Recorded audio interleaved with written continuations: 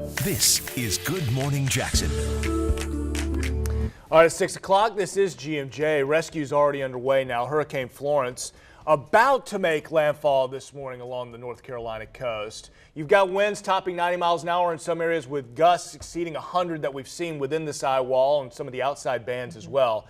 Here's some video from across the region showing, really it's the wall of water and the incredible amount of rainfall as this thing moves so incredibly slowly. The National Hurricane Center is calling the storm surge and rainfall catastrophic, and you can see that in the videos, some from Morehead City to Jacksonville, North Carolina. We have team coverage on the First Coast with crews in the thick of the storm, and we've also got you talking about some delays at the airports you might see and the effects that we'll see at our local beaches. But let's head things over to storm expert meteorologist Mike Prangley. He's got to check your forecast. Yes, good morning. We do have eye wall landfall, but yes, the center of the storm, that center of that eye, once that makes landfall, that's when it will be an official landfall. So we take a look at it's a Category 1 this morning. This will happen, it looks like, shortly in the next hour or so as far as that official landfall just north of Wilmington as a Category 1, but don't focus on the category. This is a historic storm and unfortunately a deadly storm as its slow movement is what we're watching. That's why it's so deadly. We're talking about historic rain and storm surge right now, and look at this. It's going to traverse the entire state of South Carolina through the weekend. While you're sleeping, if there's any changes, that cone is a little farther north away from us here at home, so fewer impacts this weekend. It's all about the rough surf. And then as it recurves to the north, that'll be a sharper recurve. So it looks like for us, it's about the sunny and hot weather. But boy, all prayers for areas near Wilmington. There's the western eye wall now moving over the coastline. So as we look at here at home, counting our blessings, and we're on the hot side and dry side of the storm. 95 Friday, sizzling Saturday. That's one of the hottest days of the entire summer, and it looks like a Jags win-win, but a hot tailgate. But let's get back to meteorologist Steve Fendero. We're tracking the latest with Hurricane Florence, and we're calling this historic, Steve, for good reason, right? Absolutely, Mike. And the eye itself is about maybe 20 miles wide or so, and just the eye walls, the outer fringes of them are kind of where the worst weather is. But regardless, this storm is 350 plus miles wide, so it's kind of here and there, so to speak. But as we zoom in just a little bit, this is from Surf City, North Carolina, down to Wrightsville Beach. This is kind of like a Jack's Beach area. There's a pier out here, and the western, I should say, the northwestern portions of the eye have slowly moved on shore. But again, as Mike mentioned, it's not until the centermost portion of the eye crosses over land that we can confirm landfall. So we're going to keep an eye on this through the rest of the morning because that will likely happen very shortly.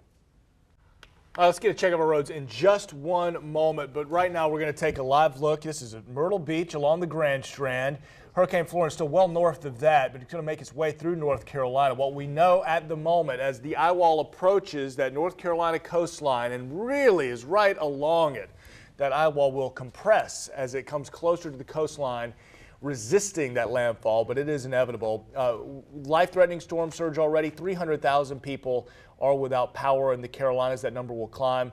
At least 150 people in New Bern, North Carolina, reported trapped and waiting to be rescued. That city of New Bern has been tweeting out, "We're coming to get you." And the AP just tweeted out that a North Carolina city says about 70 people have just been rescued from a hotel where that structural integrity is being threatened from this hurricane. And here at home, we'll see high surf and a rip current risk increase at the beaches this weekend. On your sides, Lana Harris is live now with more on how to stay safe and the importance of listening to those lifeguards. Lana.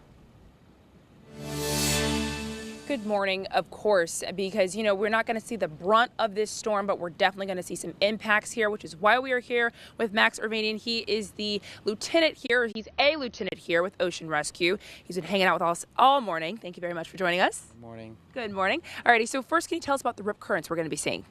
Yes, ma'am. So we are at an elevated rip current risk per the National Weather Service. We're going to be expecting to see some dangerous rip currents throughout the weekend, and then also some new areas to where rip currents can be, and we don't really know how strong they're going to be at the time because of what has happened with the ocean floor since Hurricane Florence. Okay. Now, we talked about you guys flying the red flag today. We talked about, luckily, there's been 0 rescues since Monday, correct? But the waters may be deceiving, you were saying. Is that right, even if they look calm? Yes, ma'am. So as the conditions continue to decrease and it's starting to go back to a moderate ocean condition, we're still going to have those rip currents that can be very strong, and then we're also still going to have the sloughs and the sandbars that cause dangerous ocean conditions. Okay, so if someone wants to come out there with their children, is it easier for a child to get pulled out there? You know, it's as easy for a child as it is for an adult to be pulled out into a rip current. You know, we really stress bathers and beachgoers to swim in front of a lifeguard, never swim alone, and then always ask the lifeguard or call the lifeguard station before going in the water on where the best place to swim is. Okay, perfect. Thank you so much for joining us. We're going to hear more from him later on. Just be wary of everything he said. Again, 0 rescues. Let's try to keep it that way. Back to you in the studio. Well, people who decided to ride out the storm in North and South Carolinas have been posting online. You can see damage from in Morehead City. That's of a gas station there. Just incredible video. Look at this. And actually, this reminds me of one of the videos I saw yesterday of a reporter, or a photographer rather, that was trying to get video of the storm surge coming in and actually got swept up by all of it. Another picture, this is before and after of Union Point and New Bern. There's the before. And the after, I'm sure, looks much different with water continuing to rise, especially there in New Bern.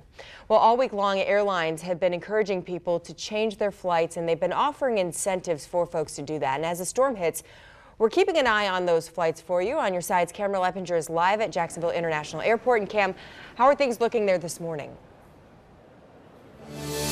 Lindsay, good morning. Things are running smoothly here at JIA. In fact, I just spoke with a representative from JetBlue Airlines at the ticket counter, and he says they aren't expecting any cancellations or delays at this hour. So things are running rather smoothly here. Not many long lines here. The wait time is very short, but a completely different scene as you move up the coast to the North Carolinas. Take a look at your screen. Here's a look at the numbers. It's being reported that there's been at least 1,000 flight cancellations. We're told American Airlines, they had to cancel 800 flights, and Delta, they had to cancel about 150 flights, and Southwest Airlines, they had to cancel all flights that are arriving or departing from the Carolinas. And in addition to the flights, airports are also shutting down in the North Carolina area. But that's just a look at how Hurricane Florence is impacting here on the First Coast and in the Carolinas. We're going to send it back over to you guys in the studio.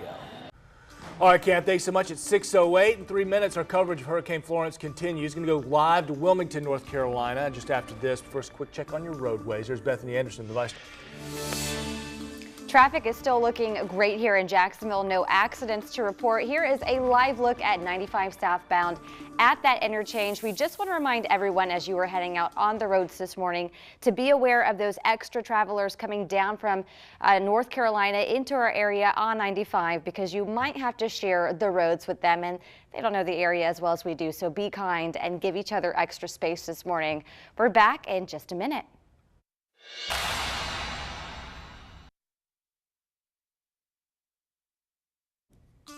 All right, let's take a live look. This is Wilmington, North Carolina. Photographers there doing the best they can to get us a shot and show us how strong those winds are right now. Landfall coming, the eye wall compressing as it gets close to shore right now. 6:12 is your time. Hurricane Florence, of course, slamming into the Carolinas. We just saw the live picture right there. Gusts, driving rain, and a storm surge. Yeah, that life-threatening storm surge, flash flooding. It's getting worse as the eye of the storm moves in.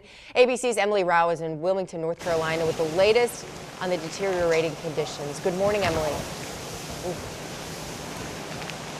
Good morning, Lewis and Lindsay. You can probably tell that rain just driving through here in the downtown Wilmington area, and it is definitely getting worse. The wind also whipping up and gusting at times. Feels like a thunderous train driving by us behind there at the hotel.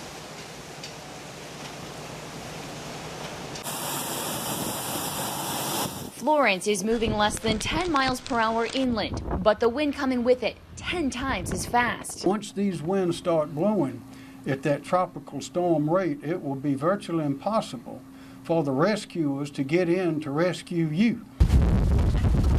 Those tropical storm force winds now blasting an area hundreds of miles wide, ripping off this gas station canopy in Topsail Beach, North Carolina. As first responders pull back, the storm surge is rushing in.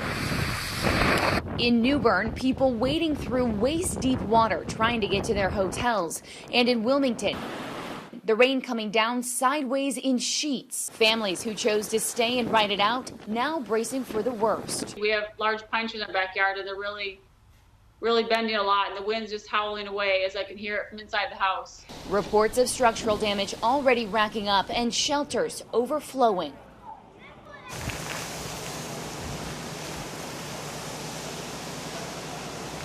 And Lewis and Lindsay, down here in downtown Wilmington, the lights are still on where we are. They've been flickering quite a bit, but we know that is not the case for so many people this morning. At last count, at least 280,000 people are without power this morning. That was one of the main issues that we knew would come along with that deadly storm surge. So still very dangerous conditions. Lewis, Lindsay. Yeah, I'm going to do one of those things that anchors from the studio like to do while you're standing out there in driving rain. I'm going to try to ask you a question, but I get it. It's dangerous out there. How are the shelters doing in Wilmington right now? Lewis, we're hearing that they are overflowing. So, of course, we know millions of people evacuated. They moved west. They left the area. Some decided to stay. But then yesterday, as I understand, there was a crop of people who decided, you know what, we do not want to wait this out. We're going to go to the shelter. You see that wind gust? It's really crazy. So shelters are full. Officials had warned that if you stick around, first responders may not be able to get to you very quickly. And we are hearing reports from New Bern, North Carolina, that there are 100 to 150 people that have called to be rescued, called for help, and they're not able to get to them right now. Some of them apparently even on the roofs of their homes in New Bern, about 90 miles from where we are. So if you could just imagine these conditions on the roof of a building, so dangerous.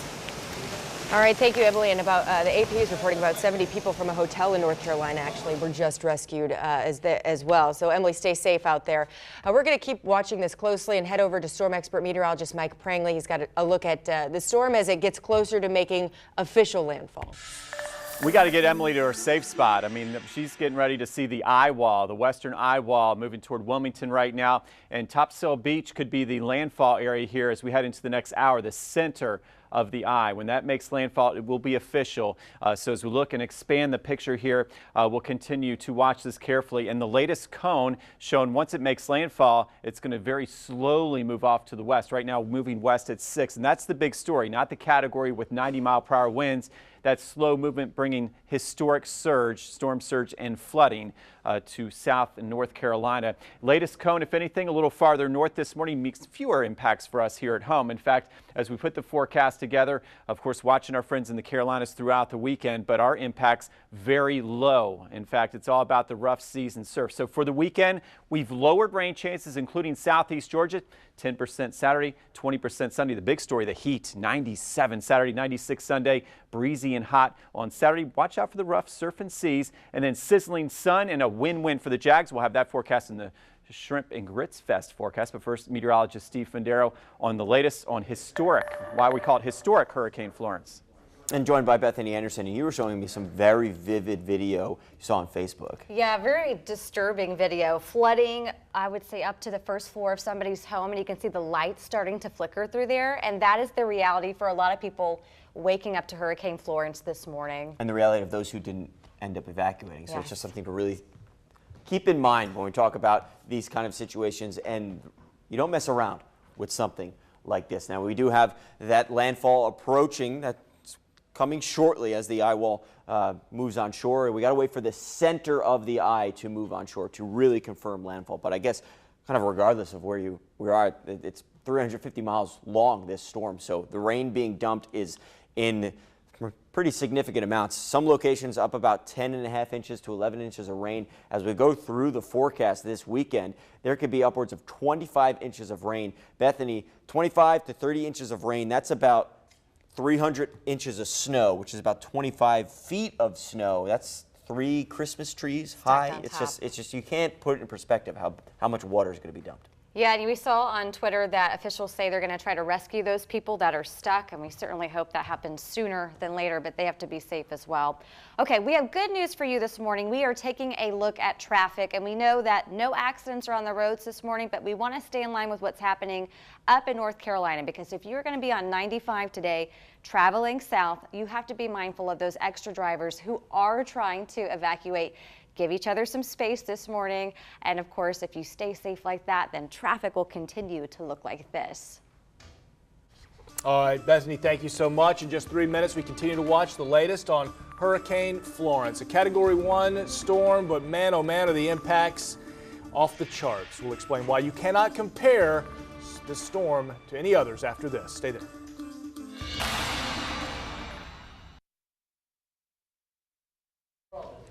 All right, let's talk about Hurricane Florence. What we know right now is the eye wall continues to inch closer and closer to the North Carolina coastline. Storm surge is a major issue. In many areas, the sand dunes already been breached. More than 300,000 people don't have power now in the Carolinas. That number is going to climb up to the millions. And at least 150 people in New Bern, North Carolina, reported trapped, waiting to be rescued. The city says they're coming for them. Well, it's time for our STEM Student of the Week, and this week his name is Joseph Del Castillo. He's a senior at Mandarin High School, the winner of the first Northeast Florida Computer Science Fair, won an internship at Regency Center, so he spent the summer working with a marketing team to program an automated formatting for email campaigns and new website forms for customer data entry. When it comes to robotics and computer science, he's got an incredible skill set. So I do everything from like programming websites and you know, different user interface stuff, to programming background apps and working on servers and stuff like that, to programming robots. I'm on 2 different big robotics teams, so we go through and program big robots every year, and as well as working in like full machine shops, designing CAD work, which cuts out or 3D prints different materials for projects and things like that. A big congratulations to Joseph Del Castillo at Mandarin High School for being our STEM Student of the Week. Now, weather with your First Coast News storm experts, powered by AC Designs. Good morning. Sunny, hot day here at home, but watching Hurricane Florence across South Carolina and North Carolina, about to make landfall near Topsail Beach in the next hour or so. So we'll continue to watch that. Winds of 90 miles per hour, but it's the slow movement and the just torrential rainfall making this a historic storm. Now at the beach today, here at home, yeah, a much different story. Counting our blessings, waking up to 75 degrees, and we've got a big event, the Sisters of the Sea Surf Classic. We got some energetic waves and swells out there, 2 to 4 feet, west winds at 10. Precision cast for the weekend. Fine football weather for the kids tonight. Well, 95 today, but at least with the drier air behind Florence and wrapping in behind that hurricane well to our north, it'll make it feel much better once that sun goes down. Then sizzling Saturday, 97. Yeah, we got autumn starting next week, but summer in full force. And then notice a hot tailgate and a Jags win, but that 96 is during the afternoon for the kickoff. Closer to 88 with temperatures falling through the 80s and a little breeze for the game. So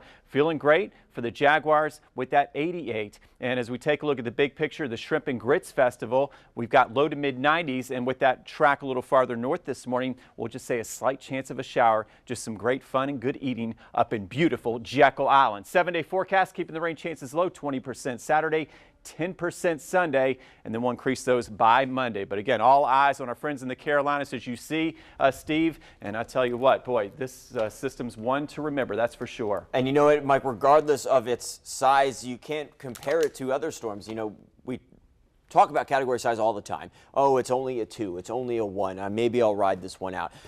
In some certain situations, you know, that doesn't matter at some points, at some point in time. Here's Florence, a satellite image. Here's Irma. Here's Matthew. At one point in time, Irma was a Category 5 storm about 400 miles wide. Okay, Florence at one point in time was 400 to 500 miles wide as a Category 2. Matthew at one point in time was 250 miles wide at a Category 3. So the strength of the category is just based on wind, and it doesn't include the impacts that come from water, the flooding, the storm surge, the precipitation, and the majority of deaths that come from tropical cyclones come from water. They don't come from wind. They come from the storm surge. They come from the flooding. So it's really important when dealing with tropical cyclones to focus on the impacts regardless of the category size, guys. And right now we want to go to Carolina coast. It's getting battered with the wind and the rain from Hurricane Florence. NBC's Jay Gray live now, Carolina Beach, North Carolina. A lot different picture from yesterday when we were checking in ahead of this storm. Gosh, look at that. Yeah, Lewis, Lindsay, things really intensifying right now. The storm has made landfall, as you talked about, just about 10 or 15 miles from where we are, and we're continuing to see things build here. Florence has been relentless overnight into the early morning. Look at these conditions. You can see just sheets of rain being pushed by wind, gusting over 80 miles an hour at times here. And it's really been just a pounding over and over for hours and hours. And really, we're going to continue to see these types of conditions for the next full day or so. Not good news when you consider already many areas like this one dealing with severe flooding. But things have really ramped up a bit here in the last few minutes, and I expect we'll see that to continue over the next couple of hours here. We know that more than 300,000 are without power in North Carolina alone, and that's going to be an issue that's going to continue to grow as well. And that's across the strike zone. There are a lot of people that this is going to be a rough go for quite some time. All right, Jay Gray, Carolina Beach, thank you so much. Watch Florence all morning long as we still wait. This thing's slowly moving to make its landfall.